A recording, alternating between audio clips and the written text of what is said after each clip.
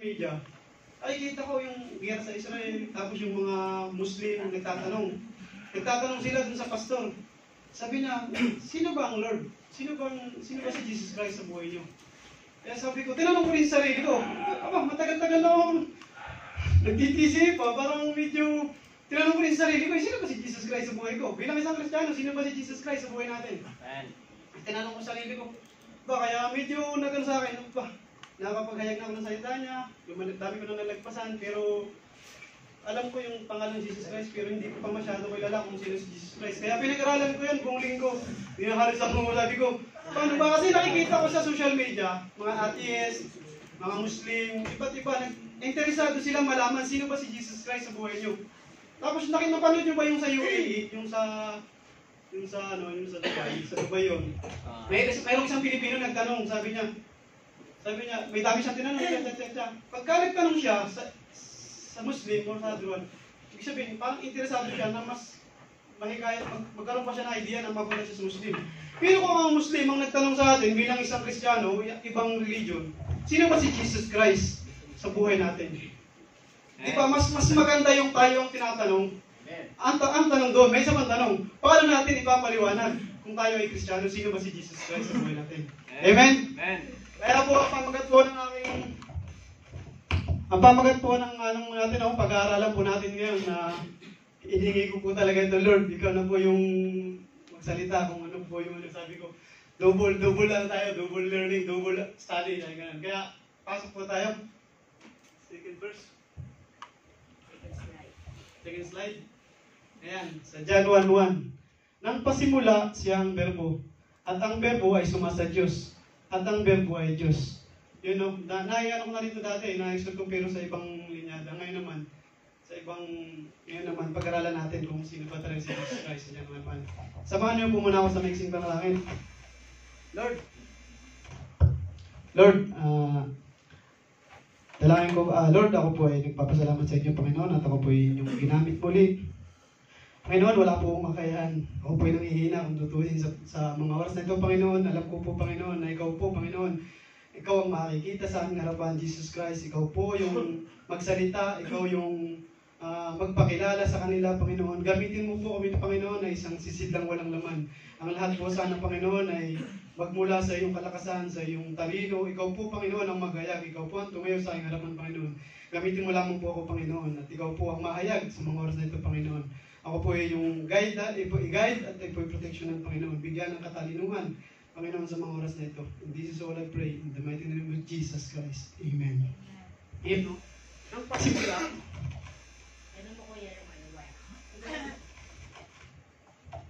tinakapan talaga ako dito. Pero yung binigay sa akin, nang pasimula siyang berbo. At ang berbo ay sumasa Diyos at ang berbo ay Diyos. May isang salin po dito, no? May isang salin. Ang sabi sa isang salin, nang pasimula siya ang salita. At ang salita ay sumasa Diyos. At ang salita ay Diyos, no? Tatanong ko lang po, may binanggit pa sa Bible sa Old Testament na Jesus Christ?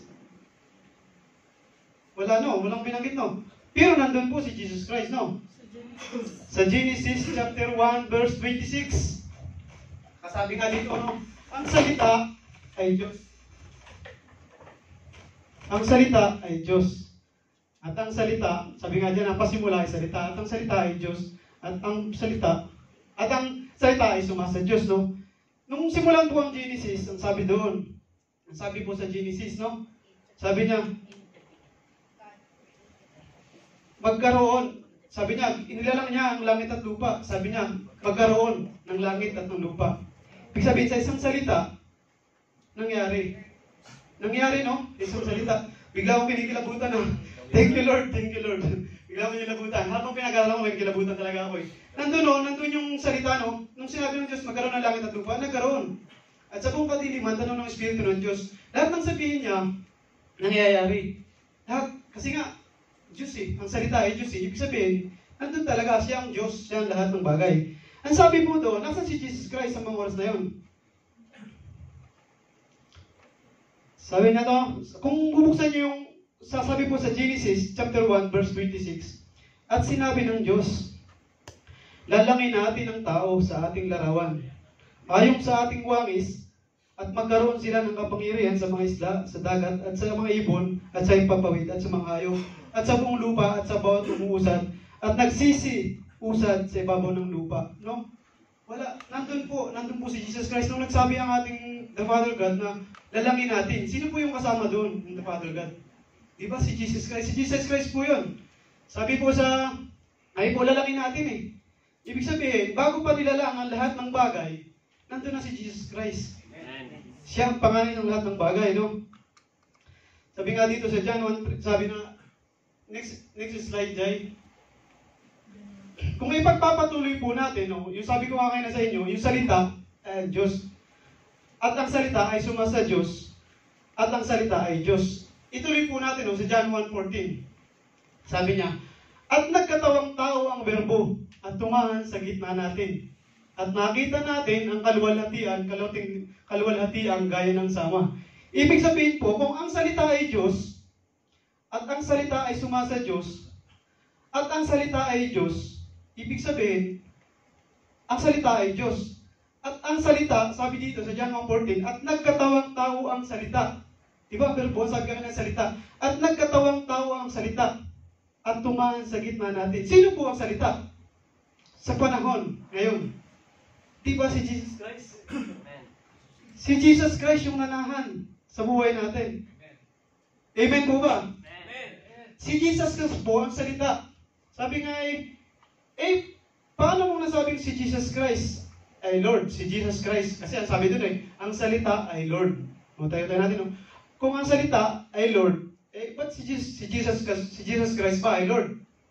Sabi niya, si Jesus Christ po ay Lord. Buksan po natin sa next talata. Sabi niya, sa John, si Jesus Christ din po ang salita dito, no? Sa John chapter 10, verse 30, sabi niya, ako at ang Ama ay isa.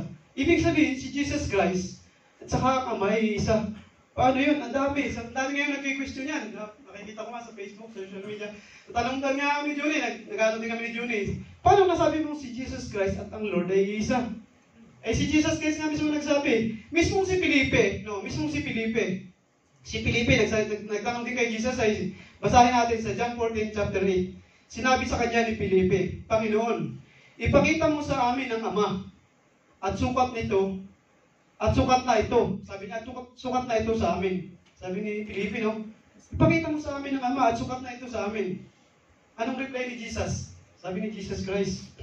Sinabi sa kanya ni Jesus, malaon ng panahong ako inyong kasama. At hindi mo ako nakikilala, Felipe. Ang nakikita sa akin ay nakikita sa Ama. Paanong sinasabi mo, ipakita mo sa akin ang Ama? Itiritso po natin, no? Hindi ka baga nananampalataya na ako ay nasa Ama at ang Ama ay nasa akin?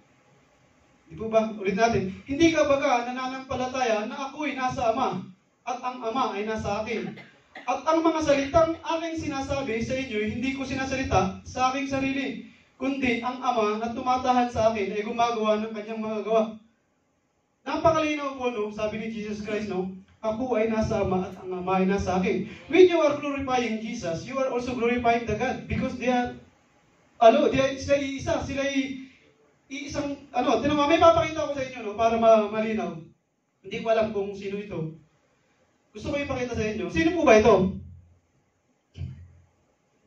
Sino ito? Gwapo, no? Hindi, sino to? Si Jake Whitcup.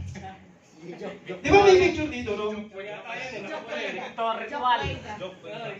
Ako ba ito? Hindi ako to. Hindi ako to kasi nandito yan eh. Ako nandito ako eh, di ba? Ako, nandito ako. Ito, nandito. Nandito yung picture na yan. Hindi ako yan. Binigay ko sa inyo yan. Nandito ako. Di ba? Sabi nga din sa salita eh.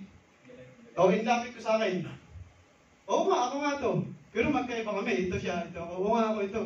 Sabi ng Jesus ng Father God, sabi ni Jesus Christ, ako at ito ay isa. Di ba? Napakalinaw. Kaya si Lord Jesus Christ, yung ipinadala ng Ama para sa kanyang larawan. Sabi niya, ayan ang larawan ko. Tingnan ninyo. Kung sino yan, ako rin yan. Sabi ng Ama. Kasi sabi ni Jesus Christ, ako at ang Ama ay isa. Patuloy po tayo, no? Patuloy mo. Yun o, sabi sa Revelation. Si Jesus Christ po yung nagsalita nito. Sabi niya, ako. Si Jesus Christ po basahin po natin. Ako, ang Alpha, At ang Omega, at ang una, at ang muli, ang pasimula, at ang wakas. Diba? Si Jesus Christ yung nagsalita nun, diba? May ginabot ng lagay, ako ang Alpha, at ang Omega, at ang una, at ang huli, at ang pasimula, at ang wakas. Amen. Ibig sabihin, sa question natin kanina, who is Jesus Christ? Jesus Christ? Next slide, Jai. Jesus Christ is Lord. Amen. Kapatid. Kasi, if sinabi si Jesus na guys, ano na mismo nagsabi? Si Jesus Christ sabi sa Matthew chapter 28 verse 18. At lumapit si Jesus sa kanila at sa kanila kinausap at sinabi ang lahat. Ang kapamahalaan sa langit, sa ibabaw ng lupa, ay naibigay na sa akin. Sa ibabaw ng langit at sa ibabaw ng lupa, ay nasa kay Jesus Christ na. When you are praising the Lord, Jesus Christ, you are also praising the Father God. No. Kasi ang kanilang sinasabi, iisa ang salita. Ang salita na nagbuhat sa Ama, nagsilata ng buhat sa anak ay isa. At si Jesus Christ, yung figure ng the Father God. Kaya si Jesus Christ isa. Napakalinaw nung sinabi sa Revelation, no? Ang sabi niya, ako ang Alpha at ang Omega. Ako ang una at sa lahat ng bagay, hanggang sa huli.